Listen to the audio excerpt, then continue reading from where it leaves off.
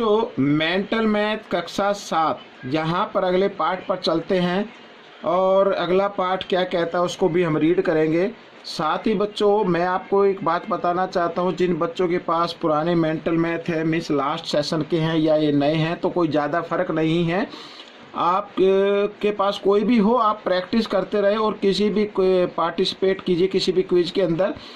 और बच्चों एग्ज़ाम की तैयारी ज़रूर करें मेंटल मैथ में से, ठीक है। आइए करना शुरू करते हैं। तो यहाँ पर बच्चों मैंने पहले से ही लिख के रखे हुए हैं क्वेश्चन।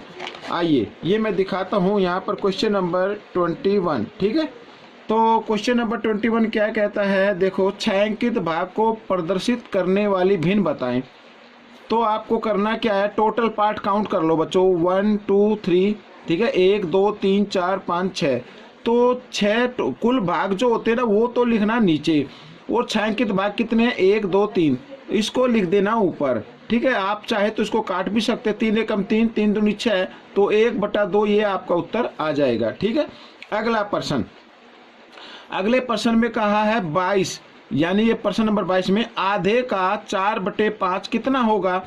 आधा, आधा किसे कहते हैं, आधा कहते हैं 1/2 को, और का के लिए लगाना है गुणा का निशान और 4/5 लिख देना है, ठीक है। अब यहाँ से अंश और हर दोनों कट रहे हैं तो 2 एकम 2 2 दूनी 4, तो यहाँ पर आ गया बच्चों जो आपका उत्तर आ गया 2/5 आ गया, ठीक है। ये आपका उत्तर बन गया। अब हम करेंगे प्रश्न नंबर 23।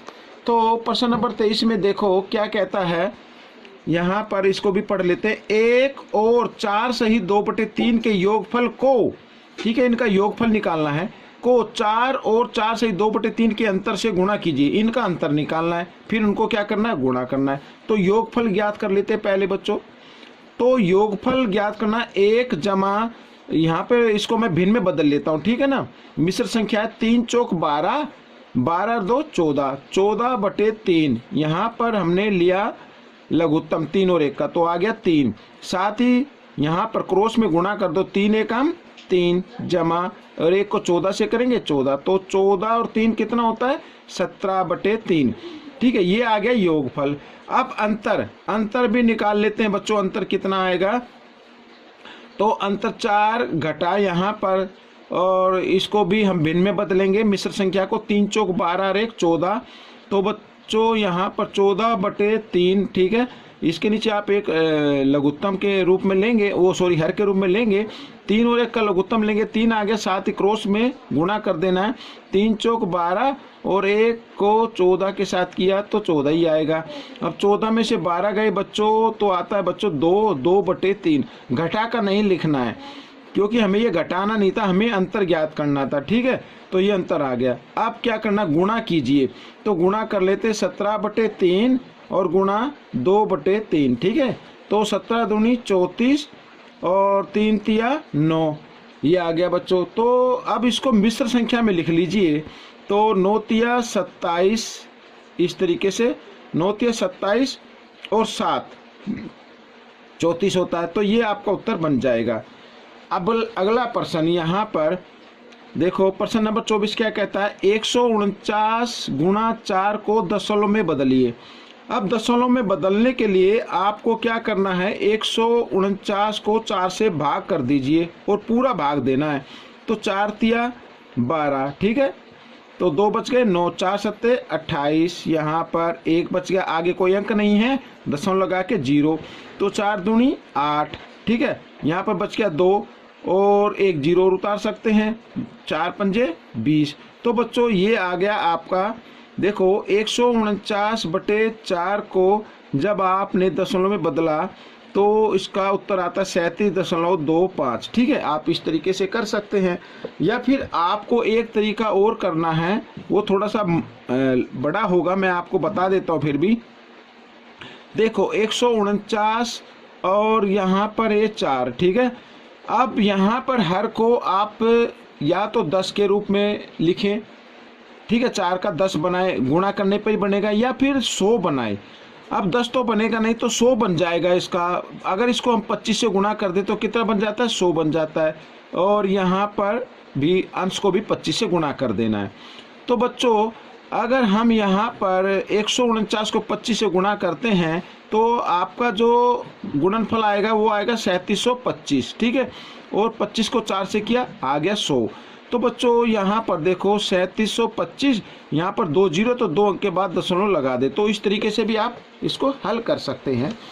अब प्रश्न नंबर यहाँ पर 25 कर लेते हैं। प्रश्न नंबर 25 क्या कहता है, देखो, यदि 6 सही 1/4 किलोग्राम सेब का मूल्य 600 रुपये है तो 1 किलोग्राम सेब का मूल्य क्या होगा। 6 किलो का दिया हुआ मूल्य 1 किलो का निकालना है बच्चों। तो 1 किलोग्राम मैं लिख लेता हूँ पहले, सेब का मूल्य। तो 1 किलोग्राम सेब का मूल्य निकालने के लिए कुल मूल्य को जितने सेब खरीदे हैं उससे क्या कर देना, भाग दे देना है। या तो आप इस तरह भाग का निशान लगा लें और इसको भिन्न में बदल लें। 4 × 24 और 1 25, तो 25/4 आ गया बच्चों, ठीक है। आइए 600 भाग का निशान बदलना है गुणा में, और अगली संख्या का क्या कर देना, उल्टा कर देना है, रेसिप्रोकल कर देना है, यानी व्युत्क्रम कर देना है। 4/25, 25 से भाग देते, 25 से कम 25, और यहाँ पे 25 दूनी 50, ठीक है। यहाँ पे 10 बच गया 100, तो 25 चौका 100 हो गया, 24 चौका 96 हो गया बच्चों। तो 1 किलो सेब का मूल्य कितना आ गया, 96 रुपये आ गया, ठीक है। तो ये प्रश्न आपका हल हो गया। अब हम करेंगे प्रश्न नंबर 26। यहाँ पर ये भी मैंने पहले से लिख के रखे हुए, देखो 26 यहाँ पर, ये देखो। आइए तो प्रश्न नंबर 26 को हल कर लेते हैं। क्या लिखा है, 385.70 में कितना जोड़ने पर 499.32 प्राप्त होगा। तो बिल्कुल आसान है, जोड़ने पर लिखा है ना, तो यहाँ पर इसका मतलब ये योगफल है। इस योगफल में से आपको क्या कर देना है, पहला नंबर को घटा देना है। क्या कर देना है, घटा देना है, तो आपका आंसर आ जाएगा। देखो 2 यूं का यूं आ गया। अब यहाँ से 1 हासिल लेंगे, 13 में से 7 गए बच्चों 6, यहाँ पे रह गया 8, 8 में से 5 गए 3, 9 में से 8 गया 1, और 4 में से 3 गया 1। बच्चों ये आपका उत्तर आ गया। बिल्कुल आसानी से कर लेना है, देखो कोई दिक्कत नहीं है।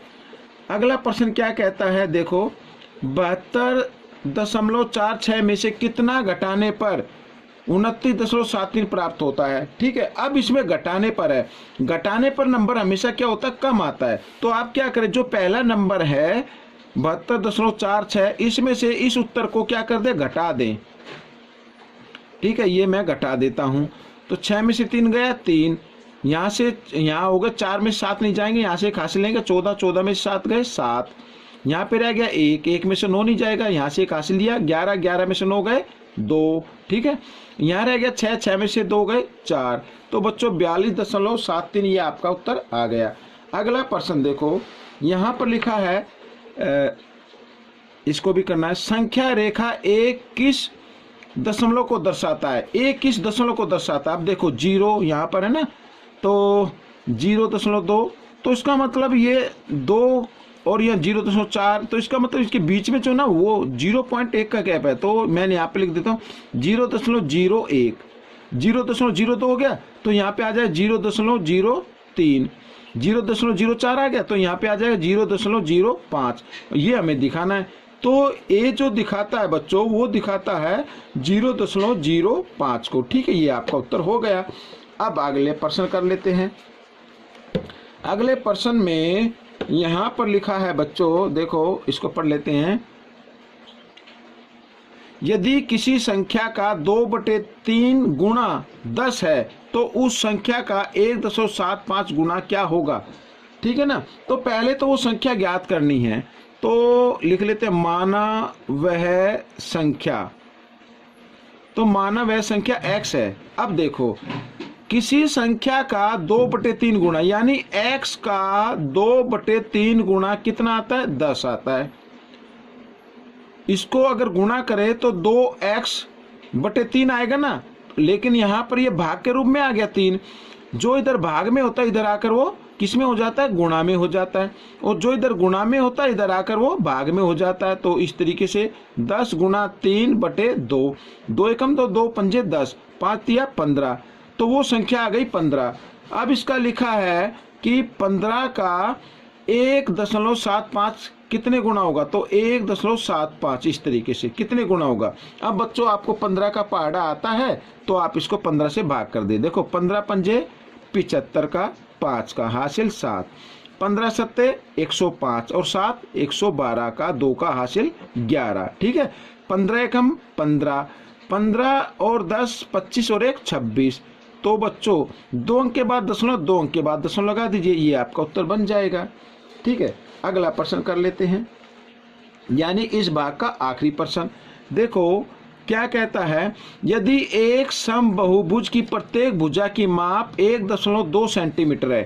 ठीक है, यदि समबाहुभुज का परिमाप 1404 सेंटीमीटर है तो भुजाओं की संख्या ज्ञात करनी है। ये बिल्कुल आसान है बच्चों, भुजाओं की संख्या,